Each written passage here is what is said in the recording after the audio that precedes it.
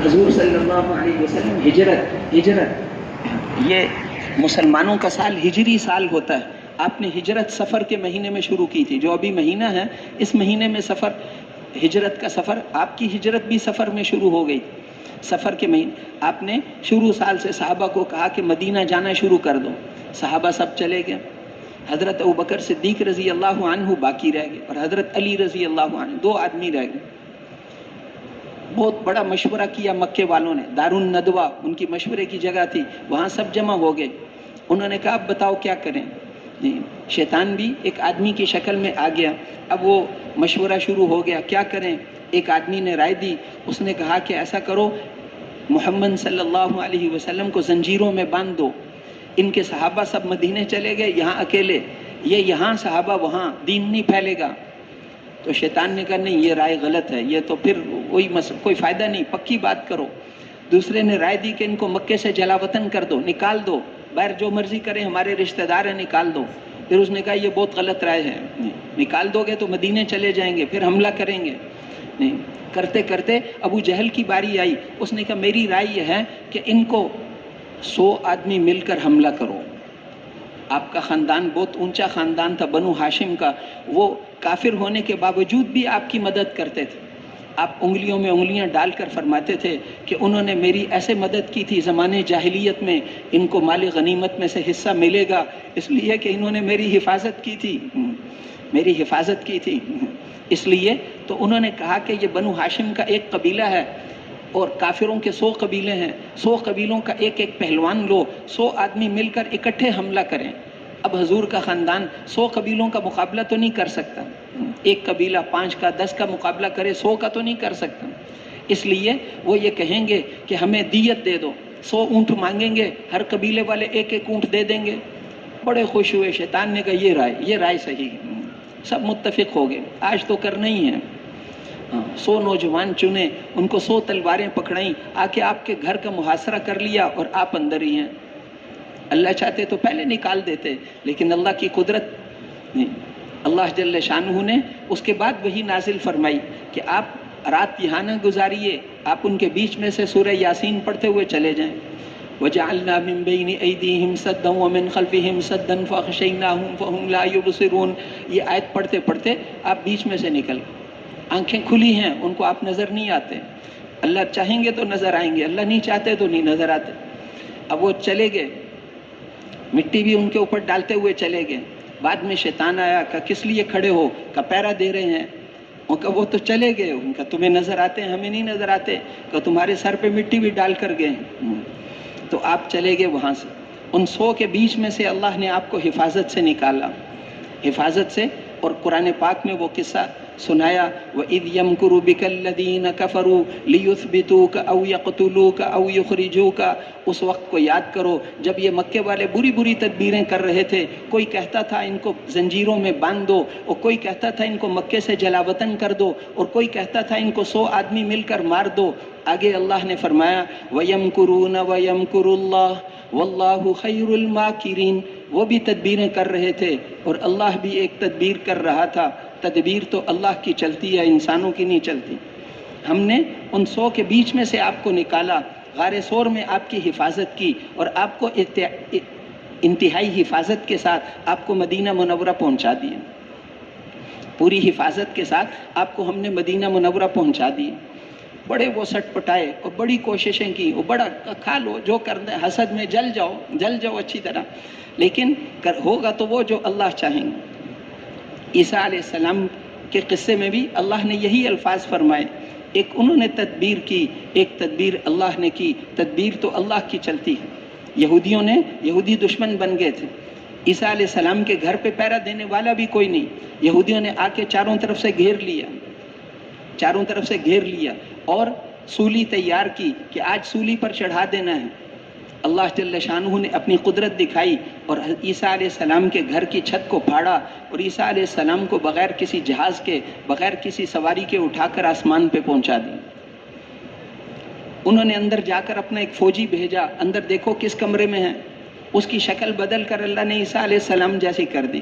اب جب وہ باہر نکلا تو اس نے آ کر اپنے ساتھیوں کو کہا کہ مخبر نے خبر غلط دی تھی، خبر غلط ملی تھی، گھر میں عیسیٰ علیہ السلام ہے ہی نہیں. انہوں نے کہا ہمیں دھوکہ دیتے ہو، تیری شکل عیسیٰ علیہ السلام جیسی ہے، رات کو بھی دیکھ کر پہچان لیں گے، تم ہم سے بچ نہیں سکتے. انہوں نے وہ قسمیں کھائے کہ میں تمہارا ساتھی ہوں، میں تو عیسیٰ علیہ السلام نہیں ہوں. ان کا تم ایسے کم تیسی. انہوں نے پکڑ کے اس کو پھانسی پہ چڑھا دیا. وما قتلوه وما صلبوه ولكن شبه لهم. وہ نہ عیسیٰ علیہ السلام کو قتل کر سکے، نہ پھانسی پہ چڑھا سکے. بل رفعه اللہ الیہ، ان کو تو اللہ نے اٹھا کر اپنے پاس پہنچا دیا. آخر زمانے میں وہ آئیں گے اور اللہ کے رسول کے طریقے پر نمازیں پڑھائیں گے، حضور کے امتی بن کر فیصلے کریں گے اور آپ کے تابعدار بن کر 5 نمازیں پڑھائیں گے. وہ ساری ترتیب آپ والی شریعت پر چلیں گے. تو میرے محترم بھائیوں اور دوستو، اس لیے اللہ جل شانہ جو چاہتے ہیں وہ ہوتا ہے کہ ایک یہودی تدبیر کر رہے تھے، ایک ہم تدبیر کر رہے تھے. تدبیر تو پھر اللہ کی چلتی ہے، حکم تو اللہ کا چلتا ہے. تو اس کائنات میں وہ ہوگا جو اللہ چاہتے ہیں. ایٹم بم سے وہ نہیں ہوگا جو اس کے بنانے والے چاہتے ہیں، ایٹم بم سے وہ ہوگا جو اللہ چاہتے ہیں. ایک آدمی اس کی موت کے ہلاکت کے ہزاروں سامان ہوں اور اللہ اس کی حفاظت کرنا چاہیں تو موت کے سامان آج اس کی حفاظت کا ذریعہ بنیں گے. یہ سانپ بچھو اس کی حفاظت کا ذریعہ بنیں گے، اس لیے کہ جو اس کائنات کا ہر ذرہ وہ کرتا ہے جو اللہ چاہتے ہیں. اور اگر کسی کے ہزاروں باڈی گارڈ ہوں اور اللہ اس کو مارنے کا فیصلہ کر لیں تو اس کا اپنا باڈی گارڈ اس کو گولی مارے گا. جو ہمیشہ اپنی جان پر کھیل کر اس کو بچاتا تھا آج وہی اس کو مارے گا. اس لیے کہ جو اللہ کا فیصلہ ہوتا ہے وہ چلتا ہے، اللہ کا فیصلہ چلتا ہے. وہ عزت دینا چاہیں تو ذلت کی جگہوں میں عزت دے دیں، جھونپڑے میں عزت دے دیں، اور وہ ذلیل کرنا چاہیں تو محلات کے اندر ذلیل کر کے دکھا دیں. حکم اسی کا چلتا ہے. جس سے چاہیں حکومت لیں، جس سے چاہیں اس کو حکومت دے دیں. روم والے ہار گئے تھے. الف لام میم غلبت الروم، کہا آج تو روم والے ہار گئے ہیں. فی ادنى الارض، یہ اردن اور ان علاقوں میں یہ روم والے ہار گئے. کرتے کرتے ان کے پاس صرف ایک شہر بچ گیا. ایران والوں نے سارا چھین لیا. یوں لگتا تھا کہ اب ایک حملہ کریں گے یہ بھی چھین لیں گے. لیکن صحابہ کا دل کر رہا تھا کہ روم والے جیت جائیں کیونکہ وہ اہل کتاب ہیں. اگرچہ وہ مسلمان نہیں تھے لیکن اہل کتاب ہیں، کیونکہ ان کو مکے والے کہتے تھے کہ ادھر ایرانی مار رہے ہیں، ادھر ہم تمہیں ماریں گے. وہاں وہ جیت گئے، وہاں بھی اہل کتاب کو مار پڑ رہی ہے، تمہیں بھی اہل کتاب کو مار پڑے گی. صحابہ کا دل کر رہا تھا وہ جیت جائیں، تو اللہ نے ان کے چاہنے پر آیتیں نازل کر دیں کہ اتنے دنوں کے اندر، اتنے عرصے کے اندر دوبارہ روم جیتے گا. کیوں؟ فرعون، ایران والوں کے پاس رستم جیسے جرنیل ہیں، ایران والوں کے پاس بڑی بڑی زیریں ہیں، ایران والوں کے پاس جدید ترین اسلحہ ہے، ایران والوں کے پاس فوج بہت زیادہ ہے. ہوتی رہے، للہ الامر من قبل ومن بعد. حکم تو اللہ کا چلتا ہے، حکم تو اللہ کا چلتا ہے. اتنے دنوں میں روم والے پھر جیتیں گے. کیوں جیتیں گے؟ اس لیے کہ حکم اللہ کا چلتا ہے. اور جس دن روم والے جیتیں گے، یومئذ یفرح المؤمنون، اس دن ہم تم ایمان والوں کو بھی ایک خوشی دیں گے. اس دن بدر کی فتح ہوئی تھی، اس دن بدر کی فتح ہوئی. تھوڑے سے مسلمان، ان کو اللہ نے ان پر غلبہ دے کر دکھایا. ہر قسم کا اسلحہ ان کے پاس، ہر قسم کی چیزیں. تو اس لیے اب یہ یقین دل کے اندر آ جائے کہ اللہ کو راضی کرنا ہے. اللہ راضی ہو گئے تو ہماری زندگی دنیا اور آخرت دونوں بن جائیں گے. حضور صلی اللہ علیہ وسلم طائف سے واپس آ رہے تھے. کتنے میل پتھر مارے انہوں نے. وہ نوجوان پیچھے لگائے تھے. آپ جب تکلیف کی وجہ سے بیٹھ جاتے تو وہ نوجوان آپ کو پکڑ کر اٹھاتے اور پھر آپ کو پتھر مارتے. اس وقت آپ نے جب باغ میں پہنچے تو دعا کی کہ اے اللہ، آپ نے مجھے کن دشمنوں کے حوالے کر دیے. مکے والے تو دشمن ہی تھے، طائف والے بھی میرے دشمن بن گئے. پھر یہ کہا کہ اے اللہ، اگر آپ مجھ سے راضی ہیں تو مجھے ان میں سے کسی کی بھی پرواہ نہیں، اور اگر آپ ناراض ہو گئے تو آپ کے چہرے کے اس نور کی قسم جس کے طفیل ساری اندھیریاں روشن ہو جاتی ہیں اور جس سے انسانوں کے دنیا اور آخرت کے سارے کام سنور جاتے ہیں. اے اللہ، آپ کو راضی کرنا ضروری ہے. جب تک کہ آپ راضی نہ ہو جائیں، وَلَكَ الْعُتْبَى حَتَّى تَرْضَى وَلَكَ الْعُتْبَى حَتَّى تَرْضَى، اے اللہ آپ کو راضی کرنا ضروری ہے جب تک کہ آپ راضی نہ ہو جائیں. اللہ کو راضی کرنا ضروری ہے. اللہ کو دیکھ کر زندگی گزاریں گے، اللہ کو سامنے رکھ کر، آخرت کو سامنے رکھ کر زندگی گزارنی. تو میرے محترم بھائیوں اور دوستوں، اس لیے اپنی زندگی اللہ کے حکموں کے مطابق، اللہ کے حکم توڑیں گے تو یہ پھر کسی اور کی ضرورت نہیں، وہ سزا خود بخود غیبی ہمیں ملتی رہے گی۔ اللہ کے حکم کو پورا کریں گے تو زندگی اچھی بنے گی۔ من صفا صفی لہو، جو نیک اعمال کرے گا اللہ اس کے حالات کو ٹھیک کر دیں گے، جو اعمال کو بگاڑے گا تو اس کے حالات کو ہم بگاڑیں گے، اس کے حالات کو بگاڑیں گے، وہ چاہے کوئی بھی ہو اس کے حالات کو بگاڑا جائے گا۔ تو میرے محترم بھائیو اور دوستو، اس لیے اللہ کو راضی کرنے ہیں۔ من اصلح فیما بینہ وبین اللہ اصلح اللہ بینہ وبین الخلق، جس نے اپنے اور اللہ کے درمیان کے معاملے کو ٹھیک کر دیا، اللہ اس کا ساری مخلوق سے معاملہ ٹھیک کر دیتے ہیں، ساری مخلوق سے معاملہ ٹھیک کر دیتے ہیں۔ پھر اس کے ساتھ ساتھ اللہ کو راضی، اللہ پر ایمان، آخرت پر ایمان، کتابوں پر ایمان، یہ ساری چیزیں، نبیوں پر ایمان۔ نبیوں پر ایمان کا کیا مطلب ہے؟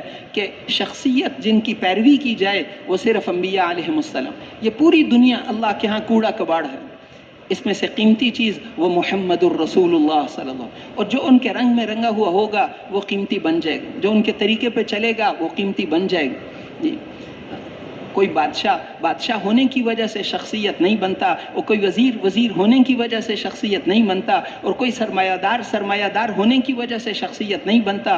فرعون اور نمرود بادشاہ تھے لیکن ناکام ہو گئے، اور حامان بڑا وزیر تھا لیکن ناکام ہو گیا، شخصیت نہیں تھے۔ اسی طرح بڑے بڑے مالدار جب ایمان نہیں تھا تو وہ ناکام ہو گئے، سرمایہ دار قوم سبا بڑے باغوں والی، بڑے ڈیموں والی، لیکن جب وہ اللہ کے نافرمان بنے تو ہم نے ان کے باغوں کو، بڑے بہترین باغات تھے، خالی ٹوکرا لے کر گزرو تو پھلوں سے بھر جاتا تھا، لیکن جب وہ ہمارے نافرمان بنے فبدلناہم جنتیہم بجنتین ذواتی اکل خمط واصل وشیء من سبط قلیل ذلک جزیناہم بما کفروا، انہوں نے ناشکری کی، ہم نے ان کے باغوں کو کانٹوں کے درختوں کے ساتھ تبدیل کر دیا اور اس میں کچھ بھی نہیں چھوڑا۔ اللہ جل شانہ نے وہ ڈیم، ان ڈیموں کو تباہ و برباد کر دیا، چوہے مسلط کر کے اتنے بڑے بڑے ڈیم ان کے تباہ کر دیے۔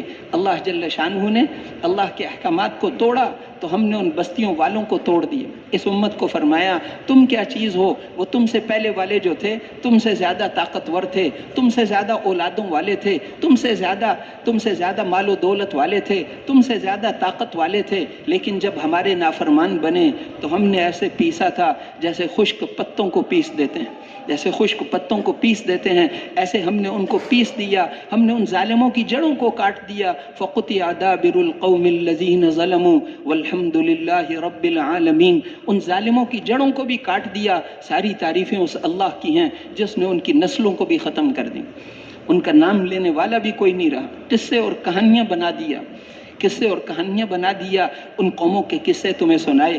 اگر تم بھی وہ کرو گے جو قوم شعیب نے کیا تھا تو ہماری رشتہ داری نہیں ہے، ہم بھی تمہارے ساتھ وہی کریں گے جو ہم نے ان کو آگ کے عذاب سے جلایا تھا، اور اگر تم وہ نہیں کرو گے تو ہم تمہیں، صحابہ کرام یہ نبیوں کی اولاد نہیں، یہودی نبیوں کی اولاد تھے، لیکن جب نافرمان بنے تو اللہ نے ان کو فرمایا کہ میری لعنت ہے تمہارے اوپر، لعنت ہے۔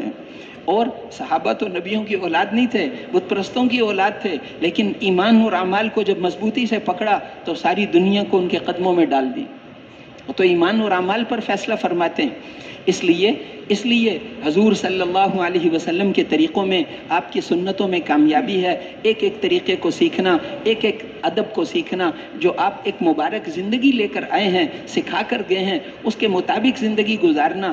آپ کی ایک ایک سنت میں ہفت اقلیم سے زیادہ کامیابیاں ہیں، ہمیں ہفت اقلیم کی سلطنت مل جائے، اس سے بڑی کامیابی سنتوں کے پورا کرنے میں ہے۔ ابن عربی امام ہیں، انہوں نے لکھا ہے کہ استنجا سنت کے مطابق کر لو، اس پر اتنا نور اللہ تمہیں دیں گے جتنا سورج میں بھی نہیں۔ اس کے بعد پھر نمازوں پر محنت ہے، اپنی نماز کو اچھا بنانا، نماز مسجد میں جماعت کے ساتھ۔ ایک نابینا صحابی تھے عبداللہ ابن ام مکتوم رضی اللہ عنہ، پکے نابینا، وہ آئے اور 6 عذر بیان کیے۔ ہمارے پاس کوئی 7واں عذر ہو تو بتاؤ۔ 6 عذر بیان کیے اور پوچھا کہ اللہ کے رسول میں گھر میں نماز پڑھ سکتا ہوں؟ پہلے تو آ کر یہ کہا کہ انی رجل ضریر البصر، اے اللہ کے رسول نابینا آدمی ہوں، نابینا ہوں۔ دوسرا عذر کیا ہے؟ شاسع الدار، گھر بہت دور ہے، مسجد نبوی سے گھر بہت دور ہے، نابینا ہوں، گھر بہت دور ہے۔ تیسرا عذر یہ کہا کہ لیس لی قائد میرا کوئی بیٹا پوتا بھی نہیں ہے، کوئی مجھے لے کر مسجد میں آنے والا بھی نہیں ہے، کوئی میرا ہاتھ پکڑ کر انگلی پکڑ کر مجھے مسجد میں لے جائے، ایسا بھی نہیں ہے. کیا آپ مجھے اجازت دیتے ہیں کہ میں گھر میں ہی نماز پڑھ لیا کروں؟ آپ نے فرمایا کہ تمہیں اذان کی آواز آتی ہے کہ آتی ہے؟ آپ نے فرمایا پھر تو تمہیں آنا ہی پڑے گا، پھر تمہیں اجازت نہیں گھر میں پڑھنے کی، مسجد میں آ کے پڑھا کرو. وہ پھر آئے اگلے وقت میں، آ کے عرض کیا اللہ کے رسول مدینہ منورہ تو یہاں درخت بہت ہیں، جھاڑیاں ہیں، یہاں تو نخل اور جھاڑیاں، اور یہ کسی سے ٹھوکر کھا جاؤں، نابینا آدمی ہوں، آپ مجھے اجازت دیتے ہیں گھر پڑھ لو؟ کہ آواز آتی ہے اذان کی؟ آتی ہے کہ پھر اجازت نہیں. اگلی اس میں وقت میں پھر دوبارہ آئے اور آ کر کہا کہ اللہ کے رسول مدینہ منورہ میں کیڑے مکوڑے رات کو بہت ہوتے ہیں، دیہات ہے یہاں پر کیڑے مکوڑے، کوئی مجھے رات کو لڑ گیا تو پھر نابینا آدمی ہوں اور یہاں پر کیڑے مکوڑے بہت ہوتے ہیں، رات کا وقت ہوتا ہے، آپ مجھے اجازت دیتے ہو گھر نماز پڑھ لوں؟ آپ نے کہا اذان کی آواز آتی ہے کہ آتی ہے؟ کہ پھر تمہیں مسجد میں نماز کے لیے آنا ہی پڑے گا. پھر وہ آئے، اگلی دفعہ انہوں نے عرض کیا کہ اللہ کے رسول ہڈیاں کمزور ہو گئیں، بوڑھا ہوں، ہڈیاں کمزور ہو گئیں، نابینا آدمی ہوں، کوئی لانے والا بھی نہیں ہے، اب آپ مجھے اجازت دیتے ہیں کہ میں گھر میں نماز پڑھ لوں؟ کہ اذان کی آواز آتی ہے کہ جی آتی ہے؟ کہ پھر گھر میں نماز پڑھنے کی اجازت نہیں ہے. 6 عذر ختم کر دی. ہمارے پاس کوئی اور عذر ہے اس کے علاوہ؟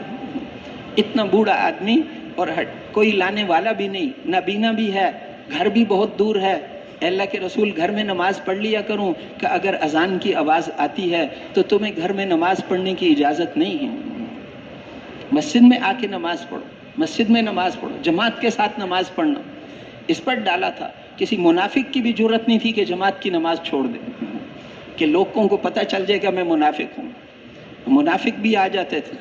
اس لیے ایسا ماحول بنایا تھا تو اللہ جل شانہ ہمیں توفیق نصیب فرمائے کہ ہم بھی اپنی نمازوں پر محنت کرنے والے بنے، اپنے مسائل کو نماز کے ذریعے سے حل کروانے والے بنے. جو بھی مسئلہ ہو، صحابہ کرام رضوان اللہ علیہم اجمعین کے اونٹ چلے گئے سامان سمیت. اب دشمن سامنے ہے اور لڑنے کے لیے ہتھیار بھی نہیں، کھانا پانی بھی اونٹوں پر، سب چلے گئے. اب امیر نے کہا کہ تم مسلمان نہیں ہو، ان کا مسلمان ہے. کہ پھر اللہ کے رسول نے فرمایا تھا کہ مسلمان کبھی پریشان ہوتا ہے کہ کیا کریں کہ نماز پڑھو. ہم نے نماز پڑھی، ابھی 2 رکعت پڑھی تھی، پانی کا مسئلہ حل ہو گیا. ابھی ہم پانی پی رہے تھے، اتنے میں ہم نے دیکھا اونٹ بھی واپس آ گئے. کوئی مار کے لا رہا تھا، نظر کوئی نہیں آ رہا تھا، فرشتے ہی ہوں گے.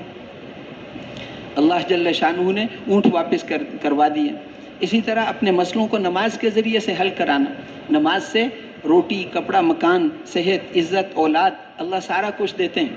اپنی نماز کے ذریعے سے اللہ سے لینا یہ مختصر راستہ ہے، یقینی راستہ ہے، پکا راستہ ہے. پیسے کمانا، چیزیں خریدنا، پھر اپنی ضرورتیں پوری کرنا یہ بہت لمبا راستہ ہے. نماز کے ذریعے سے اللہ سے لے لو. تم میں سے کوئی آدمی اس وقت تک مومن نہیں ہو سکتا جب تک اس کو اللہ کے خزانوں میں جو کچھ ہے اس پر اس سے زیادہ یقین نہ ہو جتنا اپنے جیب کے پیسوں پر. اپنے جیب کے پیسوں سے زیادہ اللہ کے خزانوں پر یقین ہو. اللہ سے لیں گے اور پوری دنیا میں جائیں گے. نماز کے ذریعے سے لینا کریں گے انشاءاللہ. بیماری آئی نماز کے ذریعے سے نماز پڑھنا. اپنے بیماروں کا علاج صدقے سے کیا کرو. اور پھر سیکھ کر چلنا، سیکھ کر احکامات سکھائے ہیں. مال آ گیا، مال کے متعلقہ 3 حکم سکھائے. مال آ گیا، اب مال جان بھی امانت ہے، مال بھی امانت ہے. تمہارے پاس یہ جان بھی امانت ہے، مال بھی امانت ہے. مال کے متعلقہ 3 احکامات ہیں. انصاف کرو، جس کا حق ہے اس کو دے دو. بہنوں کا حق ہے ان کو دے دو، ورنہ تمہارا یہ جو کھاؤ پیو گے یہ بھی حلال نہیں ہوگا. بہنوں کا حق میراث میں دے دو. جس آدمی کا حق ہے، جو کسی کا حق نہ کھاؤ، پورا تولو. دکاندار ہو، تاجر ہو تو پورا تولو. کسی کا حق نہ کھایا کرو، کم نہ تولو. نہیں، حق دے دو. یہ تو فرض ہے، انصاف کرنا تو فرض ہے. اس سے اگلا حکم کیا سنا ہے کہ احسان کیا کرو. احسان کرو، جتنا حق بنتا ہے اس سے تھوڑا زیادہ دے دیا کرو. حضور صلی اللہ علیہ وسلم ساری زندگی جس کا جتنا حق بنتا تھا تھوڑا زیادہ دو سا میری طرف سے زیادہ ڈال دو، زیادہ دے دو. مولانا الیاس صاحب رحمۃ اللہ علیہ، مولانا الیاس صاحب ان کے زمانے میں گاڑیاں تھی نہیں، یعنی وہاں پر عام نہیں ہوتی تھی، کسی کسی کے پاس تو ہو، سڑکیں بھی نہیں تھی میوات پورے میں. تو وہ نظام الدین سے دہلی جب جاتے تھے تو ایک ٹانگے اس زمانے میں چلتے تھے، ایک گھوڑا گاڑی ہوتی ہے نا، ٹانگے یہ چلا کرتے تھے. تو ایک گھوڑے والے کو انہوں نے مقرر کیا ہوا تھا، اکثر آنا جانا ہوتا تھا گشتوں میں، تو ایک گھوڑا والا مقرر تھا، اس کو پیغام بھیجتے تھے، وہ آ جاتا تھا. تو اس کا کرایہ بنتا تھا 12 آنے، 16 آنے کا روپیہ ہوتا ہے، 12 آنے بنتے تھے. تو ہمیشہ وہ اس کو 1 روپیہ دے دیا کرتے تھے. اس کو فرماتے تھے 12 آنے تو تیرا حق بنتا ہے، 4 آنے ہماری طرف سے ہدیہ ہے، 1 روپیہ رکھ لو. یہ احسان ایسے ہوتا ہے، جتنا جس کا حق بنتا ہے اس سے زیادہ دے دو. 12 آنے تمہارا حق بنتا ہے اور 4 آنے میری طرف سے ہدیہ ہے.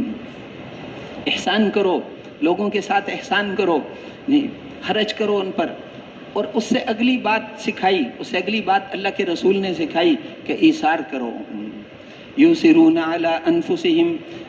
اب ایثار کسے کہتے ہیں؟ اپنی ضرورت قربان کر کے دوسرے کی پوری کر دینا، اپنی ضرورت چھوڑ کر دوسرے کی پوری کر دینا. خود بھوکا رہ کر ان کو کھانا کھلا دیا کہ تم چراغ بند کر دینا. وہ آتا ہے نا قصہ فضائل کہ ہم اس کو، حدیثوں میں ہے یہ قصہ کہ ہم منہ ہلاتے رہیں گے، وہ مہمان سمجھے گا کہ انہوں نے بھی کھانا کھا لیا. بچوں کو تو بہلا پسلا کے سلا دو اور چراغ ٹھیک کرنے کے بہانے بند کر دینا، مہمان کھانا کھا لے گا. صبح کو گئے تو حضور نے فرمایا رات کو جو تم نے مہمان کے ساتھ کیا تو اللہ خوش ہو گئے. ایثار سکھایا تھا. انصار کے گھروں میں آپ کو ایثار ملے گا. انصار مدینہ بہت خدمت کی. تو آپ نے پھر ان کو کیا سکھایا؟ ان کو یہ سکھایا، آپ نے ان کو فرمایا کہ اے انصار، میرے بعد ایسے لوگ آئیں گے جو دوسروں کو تم پر ترجیح دیں گے، تم پر ترجیح دی جائے گی، اوروں کو تم پر ترجیح دی جائے گی. پھر تم کیا کرنا؟ کہ تم صبر کرنا حتی تلقونی علی الحوض، حوض کوثر پر میرے پاس آنا، تمہاری قربانیوں کا بدلہ میں لے کر دوں گا. دنیا میں جھگڑا نہ کرنا. اے انصار، دوسروں کو تم پر ترجیح دی جائے گی، دوسروں کو تم پر ترجیح دی جائے گی، تم صبر کرنا. چنانچہ آپ تاریخ میں پڑھو، کبھی انصار کبھی کسی جھگڑے میں شریک نہیں ہوئے. مہاجرین میں جنگ جمل ہوئی، جنگ صفین ہوئی، کیا کیا ہوئی، وہ سارا کچھ ہوا، یہاں پر بہت کچھ ہوا، لیکن انصار کبھی نہیں جھگڑے. صبر کریں گے. ایسا نصیحت پلے باندھ لی کہ ہم صبر کریں گے، حوض کوثر پہ جا کے ملیں گے. ترجیح دی ہمیں، کیونکہ اکٹھے رہنے سے تو یہ سب چیزیں پیش آتی ہیں نا. اکٹھے رہو تو پیش. حضور صلی اللہ علیہ وسلم نے ارشاد فرمایا کہ المسلم الذی یخالط الناس ویصبر علی اذاہم، وہ مسلمان جو لوگوں کے ساتھ گھل مل کر رہتا ہے اور ان کی تکلیفوں پر صبر کرتا ہے، وہ اس مسلمان سے بدرجہ بہتر ہے جو الگ تھلگ اپنی زندگی گزارے، مل جل کر نہیں رہتا، ان کی تکلیفوں پر صبر نہیں کرتا. جو مسلمان لوگوں کے ساتھ مل جل کر رہتا ہے، یہ تعلیم دی ہے، یہ دین کی تعلیمات ہیں. عیسائیت میں رہبانیت تھی، بیوی بچوں کو چھوڑو، عورتوں کو چھوڑ کر جنگل میں چلے جاتے تھے، نکلتے ہی نہیں تھے، پیٹ کمر کے ساتھ لگ جاتا تھا، بڑے بڑے مجاہدے کرتے تھے. اسلام نے منع کر دیا، لا رہبانیت فی الاسلام، اسلام میں کوئی رہبانیت نہیں ہے، اسلام میں رہبانیت نہیں ہے. تعلقات کو نہ چھوڑو، دوستیوں کو نبھاؤ، رشتہ داریوں کو نبھاؤ، تعلقات کو نبھایا کرو. جو مسلمان جماعت والوں کے ساتھ چلو، اجتماعی زندگی ہے، اجتماعی زندگی میں صبر کرنا پڑے گا. اس لیے اللہ کے رسول نے دونوں باتیں اکٹھی فرمائیں. جو مسلمان لوگوں کے ساتھ مل جل کر رہتا ہے، ان کی تکلیفوں پہ صبر کرتا ہے، وہ اس مسلمان سے بدرجہ بہتر ہے جو الگ تھلگ رہے، ان لوگوں کی تکلیفوں پہ صبر نہ کرے. انفرادی زندگی اپنی ہی. صحابہ کہتے تھے انما تکرہون فی الجماعت خیر مما تحبون فی الفرقۃ، جو تم اجتماعی زندگی کی جو ناگواریاں ہیں وہ انفرادی زندگی کے مزوں سے بہتر ہیں. یعنی آپ نے فرمایا کہ لوگوں کے ساتھ مل جل کر رہو گے تو ان کی تکلیفوں پہ صبر کرنا پڑے گا. اس لیے کہ دو انسان اکٹھے رہیں، کبھی ایسا نہیں ہو سکتا کہ ایک دوسرے سے ناگواری پیش نہ آئے. جسمانی روحانی تکلیفیں پیش آتی ہیں، جسمانی تکلیفیں پیش آتی ہیں، اجتماعی زندگی میں ناگواریاں برداشت کرنی پڑیں گی، ناگواریاں برداشت کرنی پڑیں گی. نبیوں کے بعد سب سے افضل ترین ہستیاں صحابہ کرام، آپس میں ناگواریاں پیش آئی نا، سب سے افضل.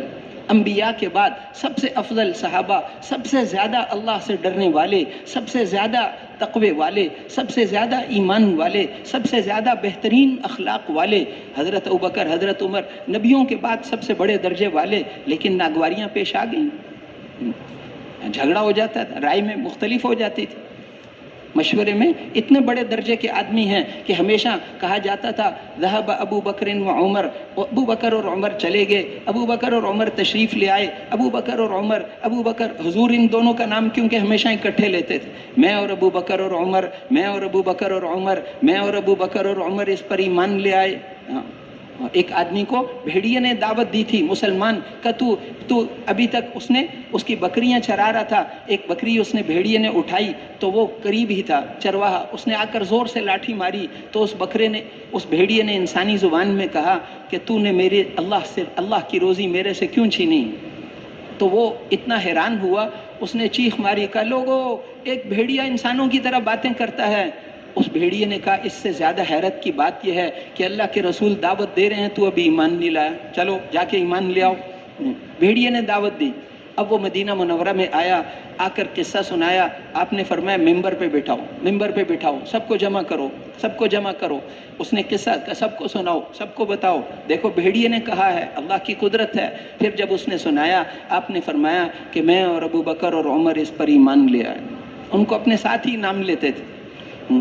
ایک آدمی کو بتوں نے بھیجا، عباس ابن مرداس، حیات الصحابہ میں واقعہ لکھا ہے، ان کے باپ نے بت بنایا تھا، وہ بت بنا کر بیچا کرتے تھے، اپنے بیٹے کو کہا یہ بت میں نے ساری زندگی اس کی خود عبادت کی ہے، تم اس کی عبادت کرنا۔ اتنے میں اس زمانے میں حضور صلی اللہ علیہ وسلم ہجرت کر کے مدینہ منورہ تشریف لائے، قریب ہی ان کا قبیلہ تھا، قبیلہ بنو سلیم۔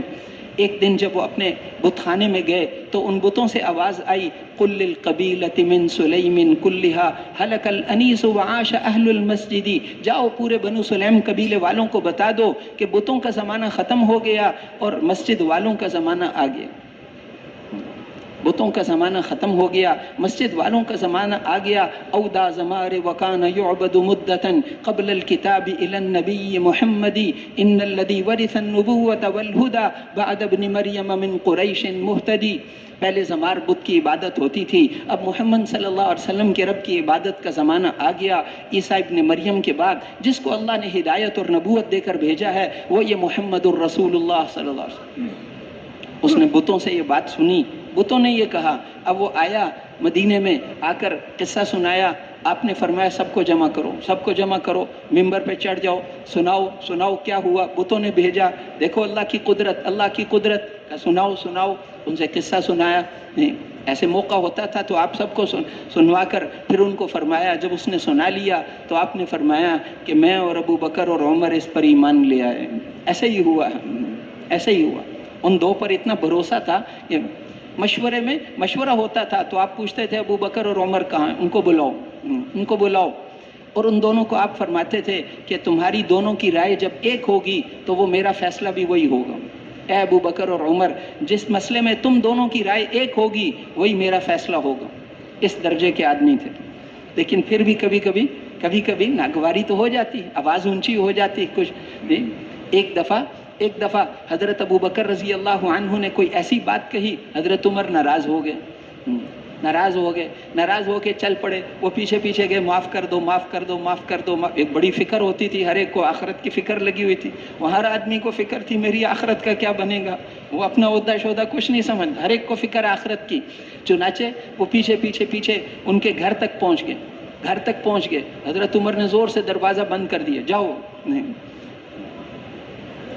اب وہ پریشان ہوئے، اب کیسے راضی کروں، ان کا چلو اللہ کے رسول سے بات کرتا ہوں، وہ میری سفارش کریں۔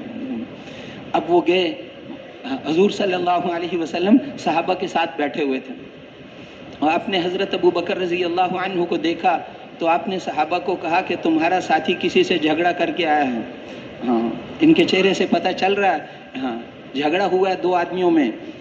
انہوں نے آ کے بتایا کہ اللہ کے رسول ایسے میرے سے بات ہو گئی، میں نے حضرت عمر کو کچھ کہہ دیا، وہ میرے سے خفا ہو گئے، گھر میں چلے گئے، یہ بات ہوئی تھی۔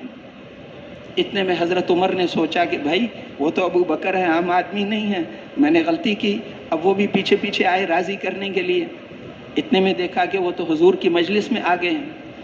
جب وہ آئے تو آپ کے چہرے کا رنگ بدل گیا، آپ نے ان کا نام نہیں لیا، لیکن صحابہ کو فرمایا کہ تم میرے لیے میرے ساتھی کو نہیں چھوڑ دیتے؟ تم سب نے کہا تھا کہ تم جھوٹے ہو، انہوں نے میری تصدیق کی تھی، ابو بکر نے میری تصدیق کی تھی، تم میری وجہ سے میرے ساتھی کو نہیں چھوڑ دیتے؟ اس کے بعد صحابہ حضرت ابو بکر کو کچھ نہیں کہتے تھے، تم میری وجہ سے میرے ساتھی کو چھوڑ دو۔ حضرت ابو بکر کہتے رہے اللہ کے رسول میں نے سخت بات کی تھی، میرے سے غلطی ہو گئی تھی۔ آپ نے کہا نہیں۔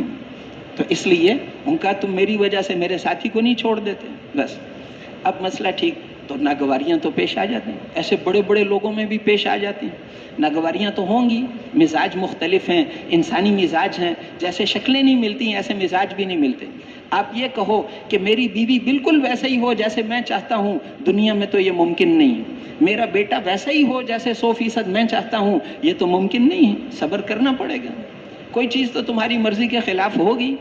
دیکھو نا، رسول اللہ صلی اللہ علیہ وسلم سے اچھا خامند اس دنیا میں کوئی نہیں تھا، اور ازواج مطہرات سے زیادہ وفادار بیویاں اس کائنات میں پیدا ہی نہیں ہوئی۔ اور سب سے افضل، سب سے اعلیٰ، امت کی سب سے افضل عورتیں اللہ نے چن کر آپ کو دی تھی، لیکن ناگواریاں پیش آئیں، آپ ناراض ہوئے، آپ نے قسم کھائی میں 1 مہینہ تمہارے پاس نہیں آؤں گا۔ 1 مہینہ گزر گیا، وہ بھی رو رہی ہیں، صحابہ بھی رو رہے ہیں، سب رو رہے ہیں۔ صحابہ اس لیے رو رہے تھے کہ یہ امت کی افضل ترین عورتیں تھیں، یہ بھی حضور کے ساتھ صبر نہیں کر سکیں۔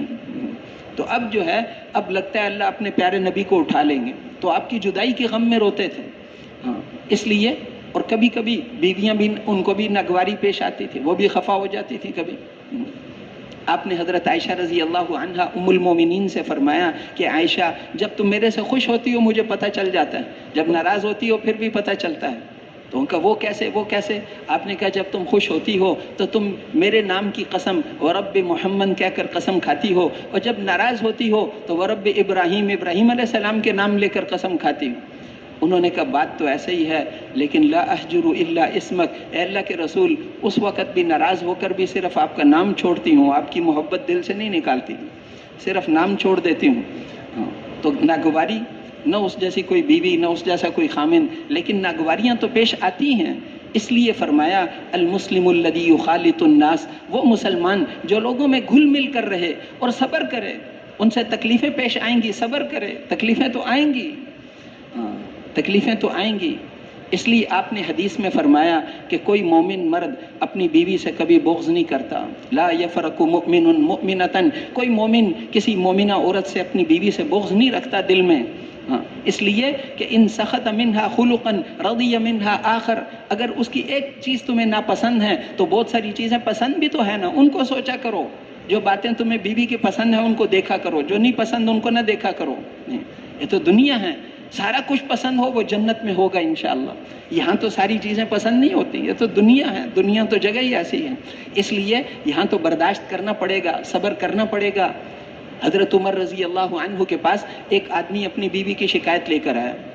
اس نے، جب چھوٹے چھوٹے گھر ہوتے تھے، اس نے سنا کہ حضرت عمر کو خود اندر ڈانٹ پڑ رہی، بیوی نے خوب ڈانٹا، نہیں چپ کر کے سنتے رہے۔ جب گھر سے باہر نکلے، آگے وہ آدمی کھڑا تھا۔ کیسے آئے وہ؟ اس نے کہا حضرت میں تو اپنی بیوی کی شکایت کرنے آیا تھا، تو آپ کو تو خود ہی ڈانٹ پڑ رہی تھی۔ تو حضرت عمر نے اسے فرمایا کہ اللہ کے بندے، وہ میرے بچوں کی ماں ہیں، میرے لیے کھانا بناتی ہے، میرے کپڑے صاف کرتی ہے، میرے سارے کام کرتی ہے، گھر کی صفائی کرتی ہے، میرے مال کی حفاظت کرتی ہے، میں اس کی اتنی بات برداشت نہ کروں؟ اس نے 1-2 باتیں مجھے کر لیں تو کیا فرق پڑتا ہے؟ اس نے کہا جی میں سمجھ گیا، کہ جاؤ اس کی اچھی باتیں دیکھا کرو، وہ میری خدمت کرتی ہے، میرے کپڑے دھوتی ہے، میرا سامان، میرے لیے کھانا بناتی ہے، اس کی صفت دیکھو، جو کرتی ہے وہ دیکھو، غیرت مند ہے، ہر ایک کے پاس نہیں جاتی، میرے گھر میں بیٹھی ہوئی ہے، میں اسے کیوں ناراض ہو جاؤں؟ میں نہیں ناراض ہوتا، کوئی بات نہیں، اس نے مجھے کہہ دیا ہے تو کیا فرق پڑتا ہے؟ اب بتاؤ، امیر المومنین ہے، صبر کر رہے ہیں۔ اس لیے آپ نے فرمایا کوئی مومن بیوی سے، عورت سے بغض نہیں کرتا، اس لیے کہ اس کی ایک بات پسند نہیں تو دوسری دیکھا کرو۔ دوسری حدیث میں بھی فرمایا کہ المرأۃ کالضلع، عورت جو ہے وہ ٹیڑھی پسلی کی طرح ہے، اگر اس کو سیدھا کرنے کی کوشش کرو گے تو ٹوٹ جائے گی، اور اگر اس سے اسی طرح فائدہ اٹھاؤ گے تو فائدہ اٹھاتے رہو، سیدھا کرنے کی کوشش نہ کرنا۔ اس کا حسن ہی ٹیڑھا ہونے میں ہے، پسلی کا حسن، پسلی ٹیڑھی کی تو پھر زندہ نہیں رہو گے، ٹیڑھی ٹھیک ہوتی ہے وہ۔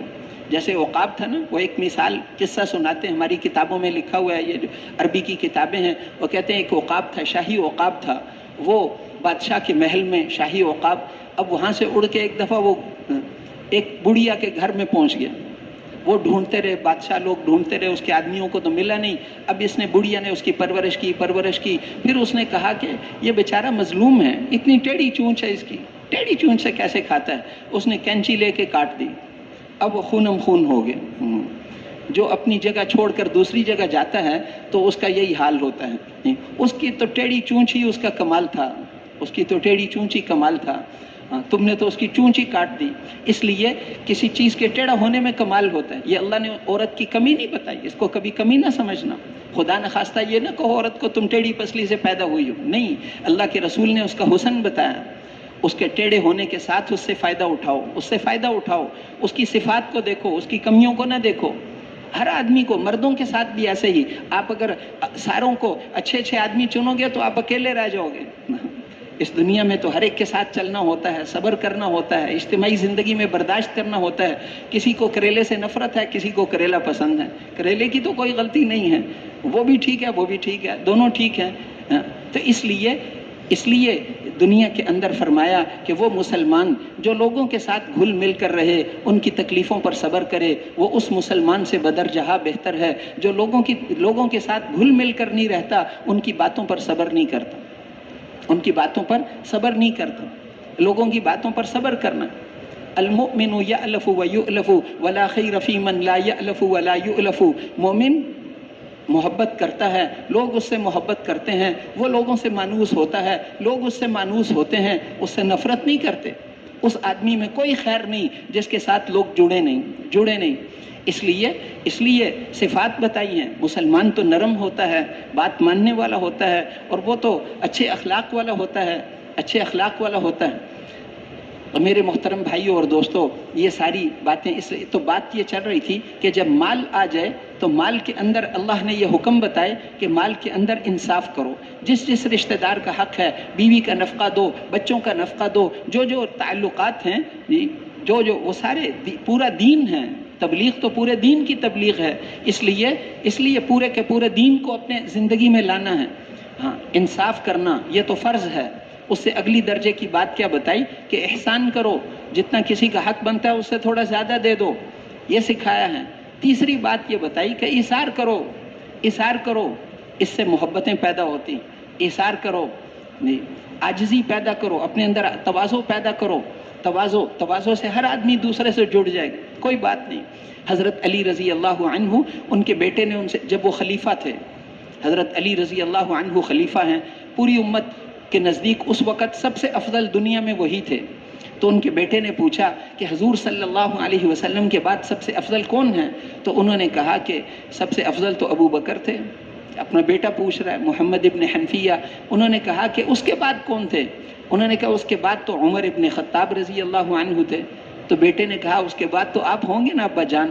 تو انہوں نے کہا نہیں میرے بیٹے، ما انا الا رجل من المسلمین، میں تو عام مسلمانوں میں سے ہوں، میرا کوئی نمبر نہیں ہے۔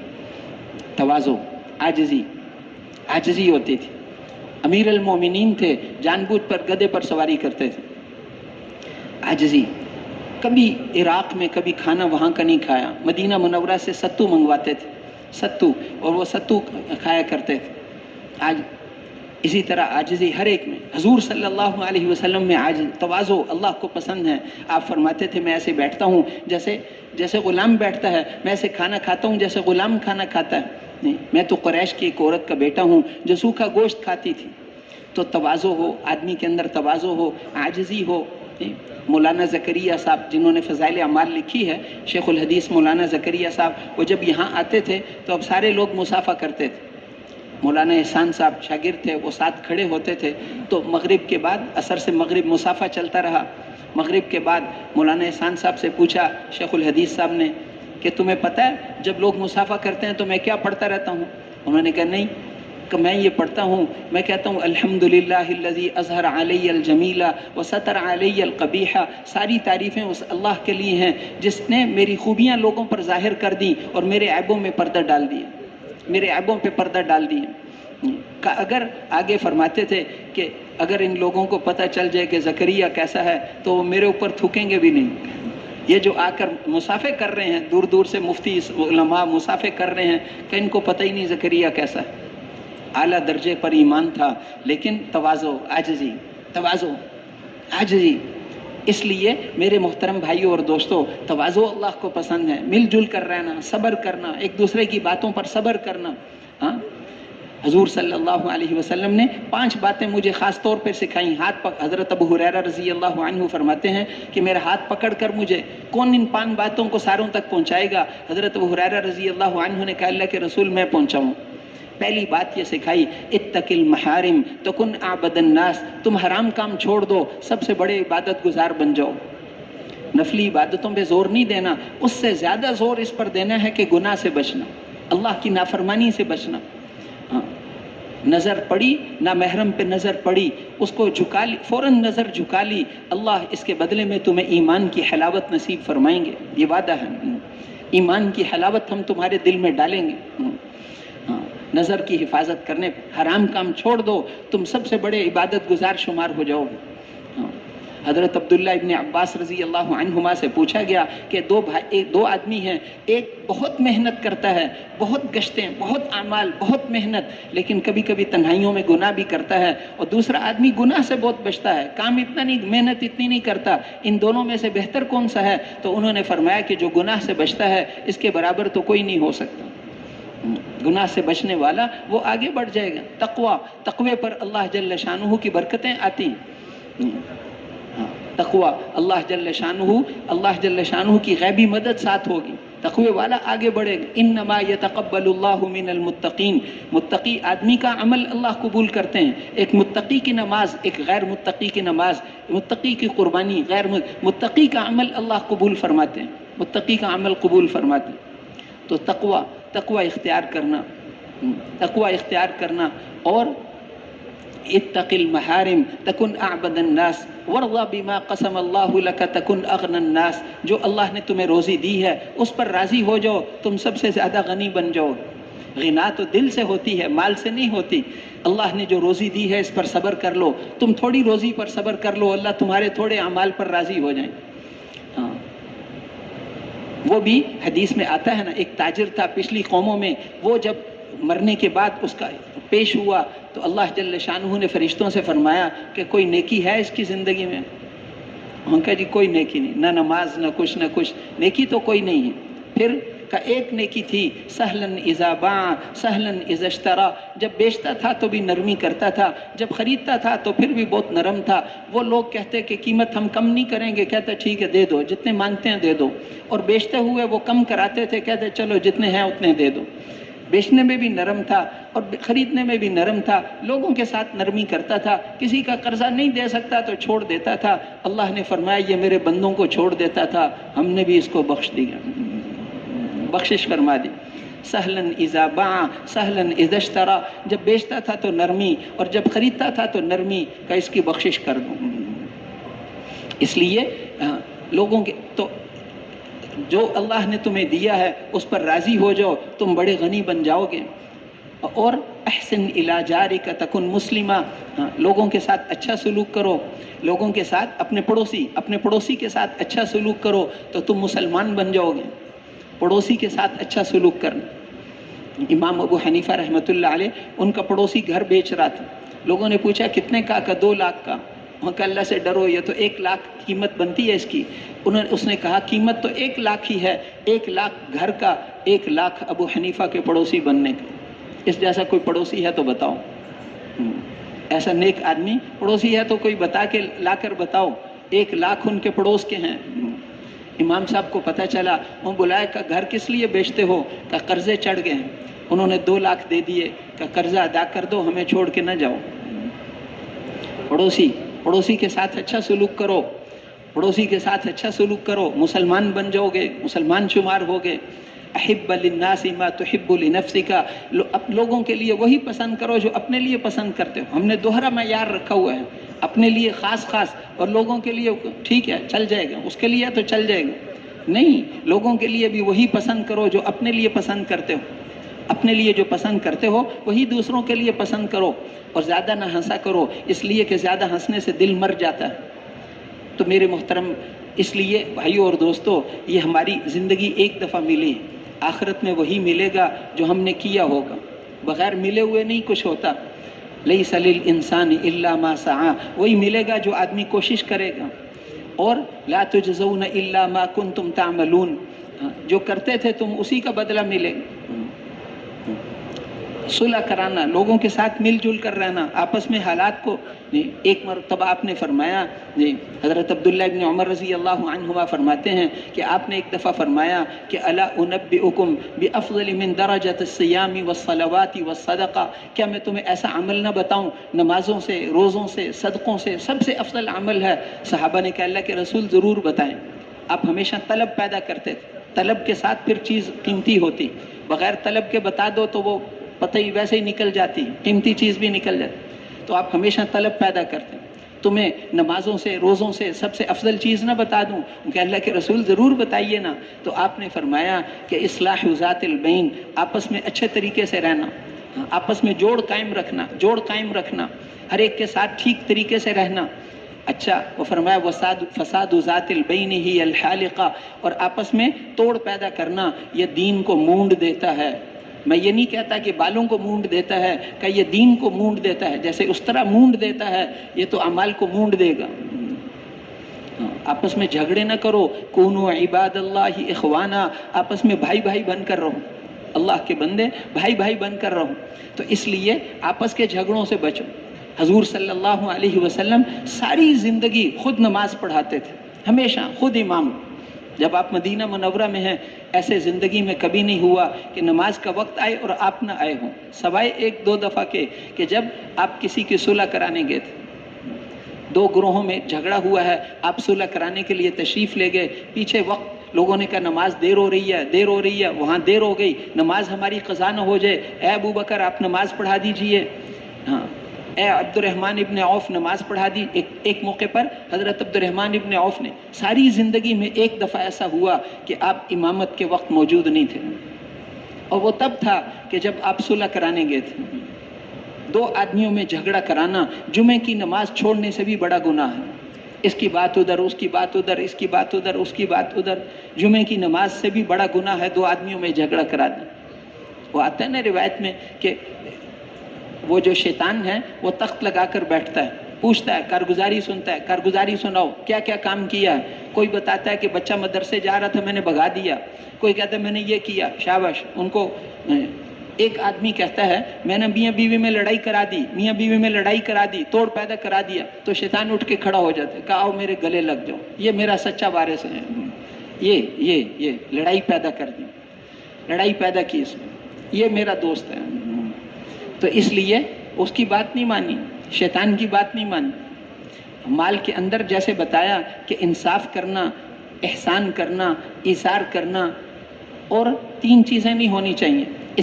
اسراف نہ کریں، جتنی ضرورت ہے اس سے زیادہ خرچ نہ کریں۔ اسراف کریں گے تو پھر کیا ہوگا؟ پھر مال نہیں بچے گا، دین پر لگانے کے لیے، لوگوں پر خرچ کرنے کے لیے نہیں بچے گا، رشتہ داروں پر، والدین پر خرچ کرنے کے لیے نہیں بچے گا، اسراف کر دیا۔ اور اسراف سے جب آدمی آگے بڑھتا ہے تو پھر تبذیر ہوتی ہے۔ تبذیر اس کو کہتے ہیں کہ بغیر ضرورت کے شوقیہ خرچ کرنا، شوق ہے بھائی، کوئی ضرورت نہیں اس کی، کہتا میرا شوق ہے، میری مرضی، لاکھوں روپے خرچ کر دیے، لا حول ولا قوت۔ یہ تبذیر والے اللہ نے فرمایا یہ شیطان کے بھائی ہیں۔ شیطان نے جب اللہ کے رسول پیدا ہوئے تھے، اس نے اپنے آدمیوں کو بھیجا، جاؤ دیکھ کے آؤ، ہمیں ہر جگہ مار پڑ رہی ہے آسمانوں پر، کیا ہو گیا ہے؟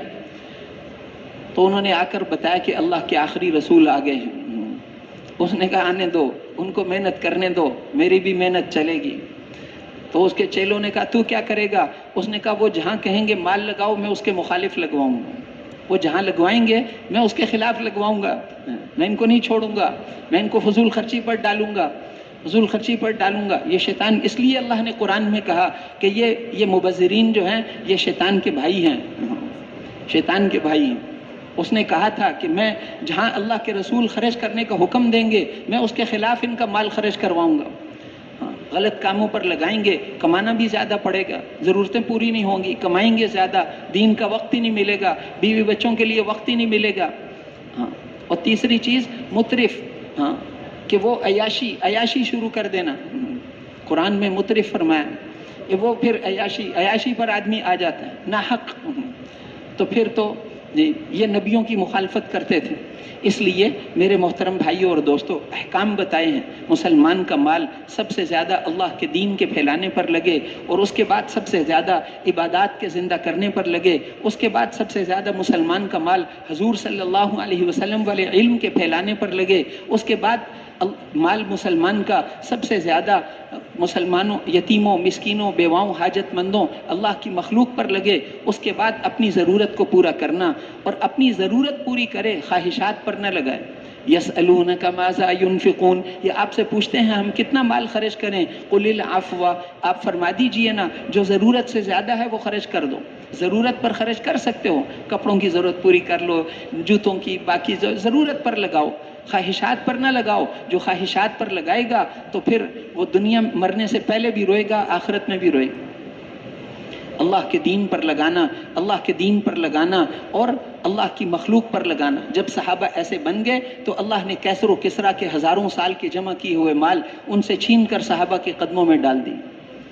تو میرے محترم بھائیوں اور دوستوں، یہ ہمارا کام ہے۔ ختم نبوت کی وجہ سے اللہ نے اس امت کو یہ ذمہ داری دی ہے۔ پہلے اللہ ایک نبی کو ایک علاقے کے لیے بھیجتے تھے، پچھلے نبیوں میں سے کوئی نبی ساری دنیا کا نبی بن کر نہیں آیا، ایک علاقے کے نبی، ایک قوم اور ایک بستی والوں کے نبی۔ شعیب علیہ السلام مدین بستی والوں کے نبی، اور یونس علیہ السلام موصل بستی والوں کے نبی، اور قوم سبا میں 13 نبی آگے پیچھے آئے، اور قوم بنی اسرائیل میں موسیٰ علیہ السلام اور عیسیٰ علیہ السلام بھی بنی اسرائیل میں، ان دونوں کے بیچ میں 1000 سے زیادہ نبی بنی اسرائیل میں آئے ہیں۔ یہ ایک قوم میں ایک نبی آتے تھے، ایک زمانے میں کئی انبیاء علیہ السلام بھی ہوتے تھے۔ وہ ایک قوم کے لیے آتے تھے، ان کا اثر ان کے دائرے پر پڑتا تھا۔ آخر میں اللہ نے نبیوں کے سردار کو بھیجا تو پچھلی ساری ترتیب کو بدل دیا۔ آپ کو ایک قوم اور ایک علاقے والوں کے لیے نبی بنا کر نہیں بھیجا، بلکہ اقوام عالم کے لیے نبی اور رسول بنا کر بھیجا۔ قل یا ایھا الناس انی رسول اللہ الیکم جمیعا، اے دنیا بھر کے انسانوں، میں تم ساروں کی طرف اللہ کا رسول بن کر آیا ہوں۔ وما ارسلناک الا کافۃ للناس بشیرا ونذیرا، ہم نے آپ کو ساری دنیا کے انسانوں کے لیے خوشخبریاں دینے والا اور ڈرانے والا بنا کر بھیجا ہے۔ وما ارسلناک الا رحمۃ للعالمین، ہم نے آپ کو دنیا جہان والوں کے لیے رحمت بنا کر بھیجا۔ تبارک الذی نزل الفرقان علی عبدہ لیکون للعالمین نذیرا، دنیا جہان والوں کے لیے ڈرانے والا بنا کر بھیجا۔ تو آپ کو ایک قوم اور ایک علاقے والوں کے لیے نہیں بھیجا، اقوام عالم کی طرف اللہ کا رسول بنا کر بھیجا، اور عمر مبارک بہت تھوڑی دی۔ 23 سال نبوت ملنے کے بعد ساری دنیا کے نبی اور قیامت تک کے لیے نبی، قیامت کا پہلا دن 50,000 سال کا دن ہے، اس دن کے نبی اور رسول بھی آپ ہیں۔ اس دن تک کے لیے نبی بنایا اور پوری دنیا کے انسانوں کے لیے نبی بنایا۔ 6 بر اعظم ہیں، انسان جہاں آباد ہیں، آپ 6 بر اعظموں والوں کے نبی ہیں، اور 262 ملک بتاتے ہیں، 262 ملکوں والوں کے نبی اور رسول بن کر آپ آئے، ساری دنیا والوں کے نبی بن کر آئے، اور قیامت تک آنے والے سارے زمانوں کے نبی بن کر آئے۔ اور عمر مبارک اتنی تھوڑی، شروع سے اللہ کو منظور تھا کہ آپ کی امت کو بھی آپ کی محنت میں شریک کرنا ہے۔ وَكَذَلِكَ جَعَلْنَاكُمْ أُمَّةً وَسَطًا لِتَكُونُوا شُهَدَاءَ عَلَى النَّاسِ وَيَكُونَ الرَّسُولُ عَلَيْكُمْ شَهِيدًا، ہم نے آپ کی امت کو ساری امتوں میں سے افضل امت بنایا ہے تاکہ تم قیامت کے دن لوگوں کے گواہ بنو، اور حضرت محمد صلی اللہ علیہ وسلم تمہارے گواہ بنے۔ اللہ کا دربار ہوگا اور نبیوں کی گواہی یہ امت دے گی۔ اتنی بڑی شرافت اللہ نے اس امت کو عطا فرمائی ہے۔ وہ تاج جو اللہ نبیوں کو پہناتے تھے، ختم نبوت کی وجہ سے وہ تاج اس امت کو پہنایا، اور وہ عظیم ذمہ داری جو نبیوں کو دے کر بھیجتے تھے، ختم نبوت کی وجہ سے وہ ذمہ داری اللہ نے اس امت کو عطا فرمائی ہے۔ یہ میری آپ کی پوری کائنات، ساری انسانیت، ساری امت کی ذمہ داری ہے، ساری دنیا کے انسانوں تک اللہ کے دین کے پیغام کو پہنچانا۔ جیسے صحابہ کرام رضوان اللہ علیہم اجمعین ساری دنیا میں گئے، اللہ کی مدد ہمارے ساتھ ہے، کام آسان ہے اس لیے کہ اللہ کی مدد ہمارے ساتھ ہے۔ ہم ساری دنیا کے انسانوں تک اللہ کے دین کا پیغام پہنچانا چاہتے ہیں۔ ہمیں ہماری بیویوں کے لیے نہیں بنایا، اور ہمیں ہمارے گھروں اور ہمارے رشتہ داروں کے لیے نہیں بنایا، ہماری اولادوں کے لیے نہیں بنایا، ہمارے کاروبار پیار کے لیے نہیں بنایا، ہمیں تو اقوام عالم تک اللہ کے پیغام پہنچانے کے لیے بنایا ہے۔ ہر مسلمان اللہ کا سفیر ہے، اللہ کا نمائندہ ہے۔ اللہ کے پیغام کو ساری دنیا میں پہنچانا یہ ہماری ذمہ داری ہے۔ اس کے بارے میں قیامت کے دن ہم سے پوچھا جائے گا۔ اس لیے میرے محترم بھائیوں اور دوستوں، ساری دنیا میں جانا ہے۔ اے دنیا بھر کے انسانوں، ہمیں تمہارے حکومتوں کی ضرورت نہیں، ہمیں تمہارے سامانوں کی ضرورت نہیں۔